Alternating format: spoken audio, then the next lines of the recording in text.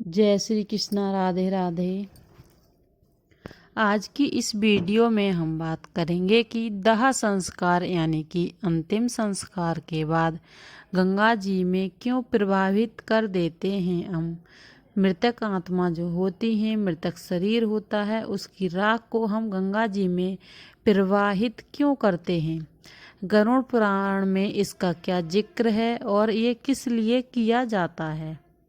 तो वीडियो में पूरा बना रहिए, और अगर आप वीडियो बीच से छोड़ के चले जाते हैं तो कोई भी बात समझ में नहीं आएगी। इसीलिए वीडियो को पूरा देखिए, तभी आपको पूरी जानकारी मिलेगी। जिस भी व्यक्ति का जन्म हुआ है उसकी मृत्यु भी निश्चित है। इसी प्रकार जब मृत्यु हो जाती है तो हम सभी का अंतिम संस्कार किया जाता है। अंतिम संस्कार के बाद जब उस चिता को ठंडा हो जाता है तो उस राख को गंगा जी में प्रवाहित किया जाता है। तो इस राख को प्रवाहित क्यों करते हैं और इसका क्या मतलब होता है, इसी वीडियो को आगे बढ़ाते हुए बात करते हैं कि हमारे हिंदू धर्म में गंगा नदी के जल को बहुत ही पवित्र दर्जा दिया गया है। मान्यताओं के अनुसार जिस भी चीज़ पर गंगा जल का छिड़काव हम कर देते हैं वह चीज़ पवित्र हो जाती है। इसलिए पूजा अनुष्ठानों में इसका विशेष रूप से इस्तेमाल किया जाता है।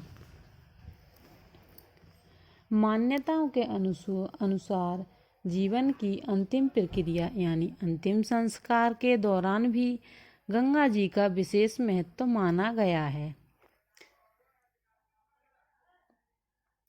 हमारे हिंदू धर्म में कुल 16 संस्कार बताए गए हैं, जिनमें अंतिम संस्कार सबसे लास्ट का यानी कि अंतिम समय में होने वाला संस्कार है। और गंगा जी में अंतिम संस्कार के बाद मृतक की अस्थियां प्रवाहित की जाती हैं।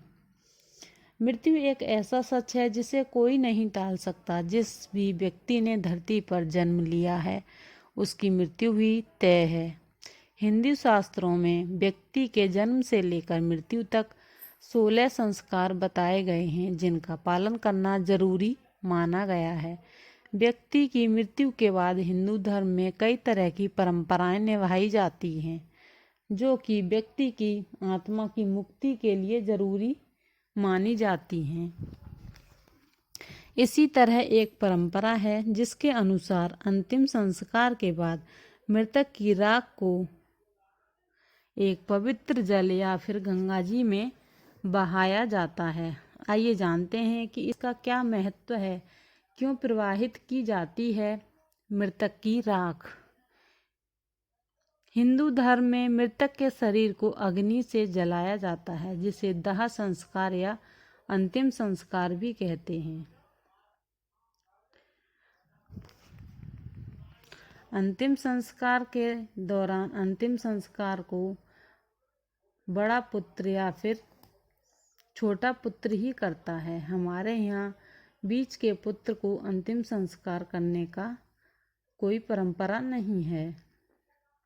अंतिम संस्कार के बाद को उस राख को इसलिए प्रवाहित करते हैं जिससे कि मृतक की आत्मा को शांति मिल जाए। जब तक राख को गंगा जी में प्रवाहित नहीं किया जाता है तब तक मृतक की आत्मा को शांति नहीं मिलती है और उस आत्मा की यात्रा शुरू नहीं होती है। जब तक आत्मा की यात्रा शुरू नहीं होती है तो आत्मा को मोक्ष या फिर कहीं भी सही तरीके से मुक्ति नहीं मिल पाती है। आत्मा इधर उधर ही भटकती रहती है। इसीलिए बताया गया है कि मृत्यु के बाद दाह संस्कार के बाद गंगा जी में या किसी भी पवित्र स्थान पर आप राख को विसर्जित या प्रवाहित कर सकते हैं। अंतिम संस्कार की रस्में पूरी होने के बाद आप गंगा जी में जो भी अस्थियां और राख होती है उसे प्रवाहित करते हैं। वेद पुराणों में ऐसा माना गया है कि गंगा भगवान विष्णु के चरणों से निकली हैं, जिसे भगवान शिव अपनी जटाओं में करते हैं। ऐसे में यदि मृतक की राख गंगा जी में प्रवाहित की जाती है तो उसकी आत्मा को शांति मिल जाती है।